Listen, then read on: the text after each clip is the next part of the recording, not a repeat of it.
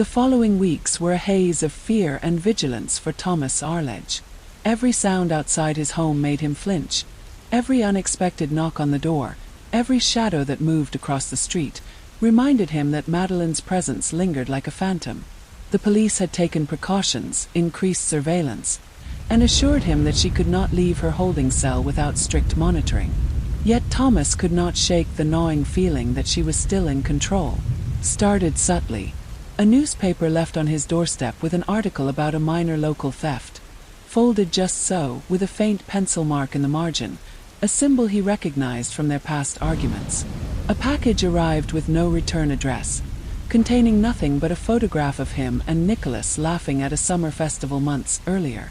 Thomas's chest tightened each time he saw it, his mind racing through the possibilities.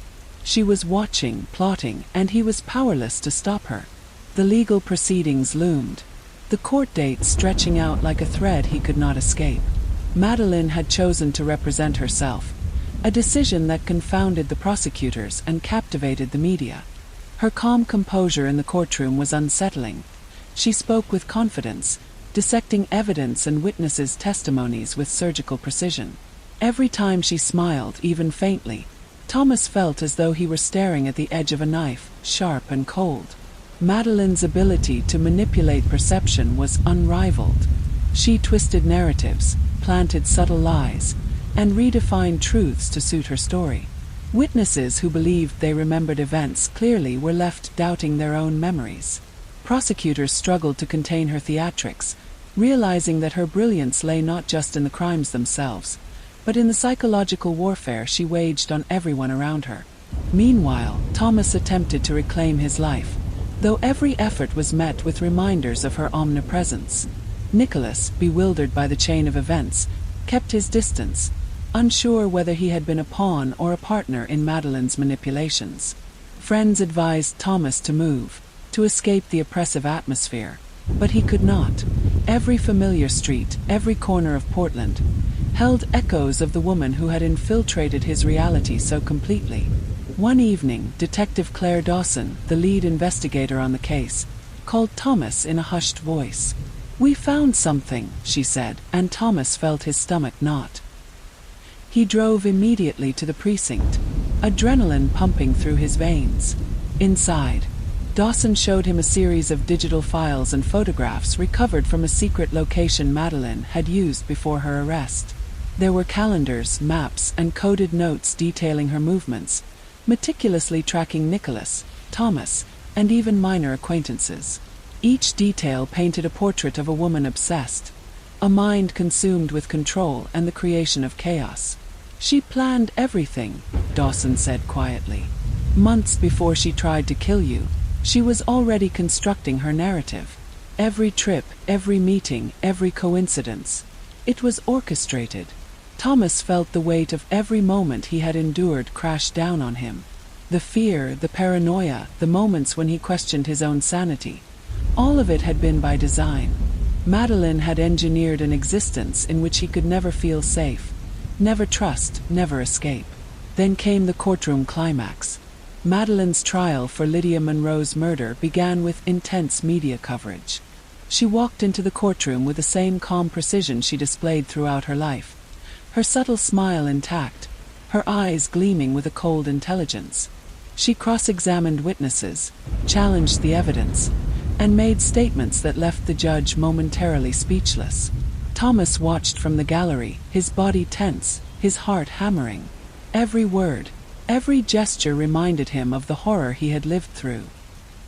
He realized then that Madeline had not simply committed murder. She had constructed a life that made her crimes almost inevitable. Her obsession with control, her capacity for deception, and her ability to manipulate perception had transformed her into a predator who could strike at any moment. During recess one day, Thomas received an anonymous note slipped under the courthouse door. "You see, Thomas, the world is my canvas. Every action, every reaction, all of it has meaning. And you are part of my masterpiece." He froze. The words were unmistakable. Even in custody, even in the midst of trial, her reach extended like a shadow, haunting him with every heartbeat.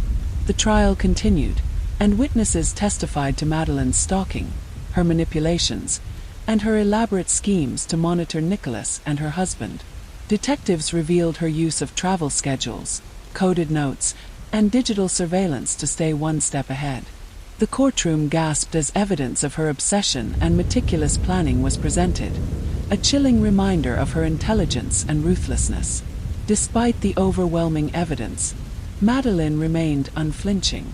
She acted as her own lawyer, weaving defenses that were part performance, part strategy, leaving the jury unsettled and unsure how to respond to such a cunning mind. Her calm demeanor, juxtaposed with the horror of her actions, made her almost otherworldly, a woman capable of sustaining evil while appearing perfectly composed. One night, after another tense day in court, Thomas returned home to an empty house. The silence felt heavy, oppressive. As he entered, he noticed something unusual, the front door slightly ajar. Panic surged through him. He drew back the curtain and saw a shadow retreating down the street, too quick to identify, too precise to be random. The realization struck him cold. Even now, her influence lingered beyond prison walls. Then came the final, devastating piece. Forensic experts testified to the DNA evidence linking Madeline to Lydia Monroe's murder. The courtroom was silent as the jury absorbed the weight of the scientific proof. Thomas's hands trembled as the verdict approached. 50 years for murder, 25 for attempted murder. Yet he could not feel relief. The sentence, though severe, did not erase the psychological terror he had endured, nor did it undo the years of manipulation and obsession. Outside the courthouse, media cameras swarmed, capturing every expression, every detail. Madeline walked past reporters with the same subtle smile, almost serene, her eyes calculating, as though already considering the next move in her elaborate game. She would serve her sentence, yes, but the legacy of her actions, the fear, the obsession, the intricate web she had created, would remain far longer. Thomas, Nicholas, and Detective Claire Dawson came to understand that Madeline Arledge was far more than a criminal. She was a master manipulator whose obsession with control transcended confinement. Even within prison walls, her presence lingered, etched into the minds of those she had deceived and destroyed. As Thomas began the long process of rebuilding his life through therapy and support, Nicholas distanced himself from Portland, desperate to escape her shadow. Detective Dawson, however, remained haunted by the brilliance and cruelty she had witnessed, determined to study the mind of a woman who had turned manipulation into an art form. Years later, the echoes of Madeline's influence still haunted them. Thomas often felt her presence in fleeting moments, reminders that her psychological grip was not easily broken. Then,